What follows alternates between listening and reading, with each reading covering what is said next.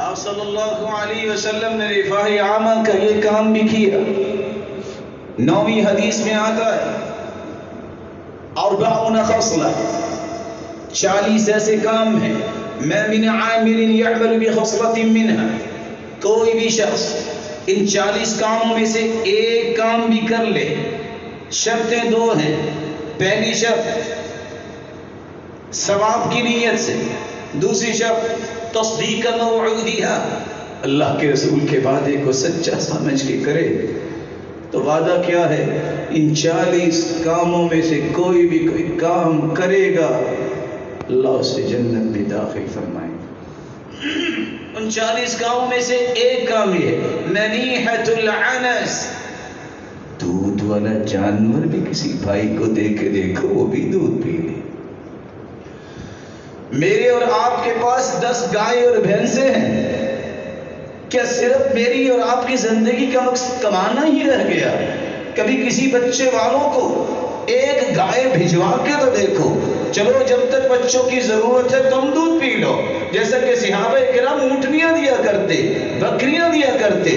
آپ صلی اللہ علیہ وسلم نے تو اس قدر ذہن سازی کی تھی کہ صحابی مکہ سے آئے ہیں عبد الرحمن ابن عوف، اور آ کر اس صحابی کی جب مواخات بھائی چارہ قائم کیا تو سعد بن الربیع رضی اللہ تعالی عنہ کہتے ہیں اللہ کے رسول گواہ رہنا علمت الانصار انی اکثرهم مالا، مدینے والے جانتے ہیں میں سب سے بڑا مالدار ہوں، لیکن آج کے بعد آدھا مال میرے اس بھائی کا اور بقیہ میرا. میری 2 بیویاں ہیں، صحیح بخاری کی روایت ہے، فرمایا میں ایک کو طلاق دیتا ہوں یہ اس سے شادی کر لے. رسول اللہ صلی اللہ علیہ وسلم نے فرمایا من كان له فضل ظهر فليعود على من لا ظهر له. ایک 9واں طریقہ بھی رفاع عامہ کا یہ بھی ہے، جس کے پاس سواریاں زیادہ ہیں وہ ایک سواری اس کو بھی دے دے جس کے پاس سواری نہیں. گھر میں 6 8 گاڑیاں کھڑی ہیں، کوئی ساتھ بٹھا کر لے جانے والا نہیں. نیبر سے اٹھتا ہے، رکشا کرواتا ہے، گھنٹہ گھنٹہ دھوپ میں کھڑا رہتا ہے. اس کو نصیب نہیں ہے کہ اگر اس نے کہیں جانا ہے تو بھائی آپ جاتے ہو کہیں کام کرنے تو میں آپ کو ڈراپ کر دوں گا، نہیں گاڑی دے سکتے تو آپ اس کے لیے کوئی 10 منٹ تو نکال سکتے ہیں. وَمَنْ كَانَ لَهُ فَضْلٌ مِّن زَادٍ، کسی کے پاس اگر کھانے کی چیزیں زیادہ ہیں فَلْيَعُدْ عَلَى مَنْ لَا زَادَ لَهُ، وہ اس کو پہنچا دے جس کے پاس صبح شام کا کھانا بھی نہیں ہے. یہی اللہ کے رسول کا طریقہ تھا.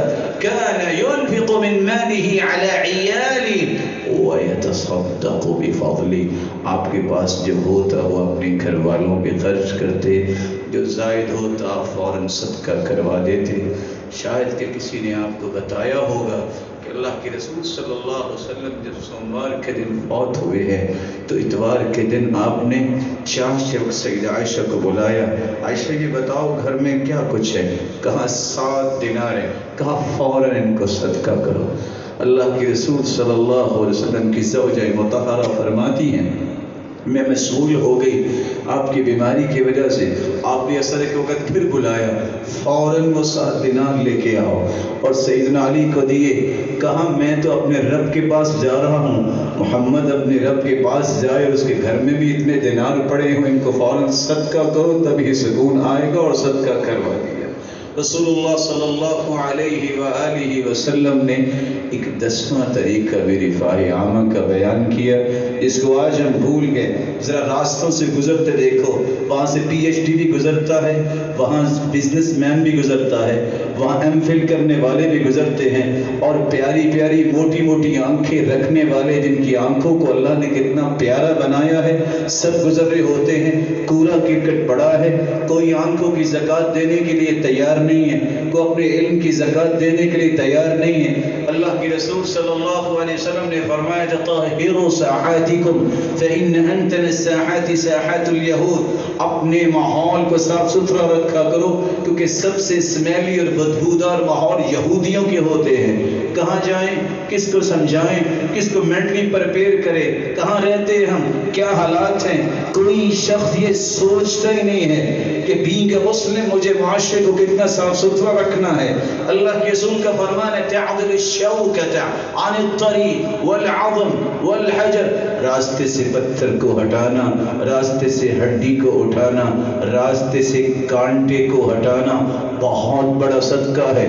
بلکہ صحیح مسلم کی روایت ہے بینما رجل یمشی بطریق اذ وجد غصن شوک فأخره فشکر اللہ له.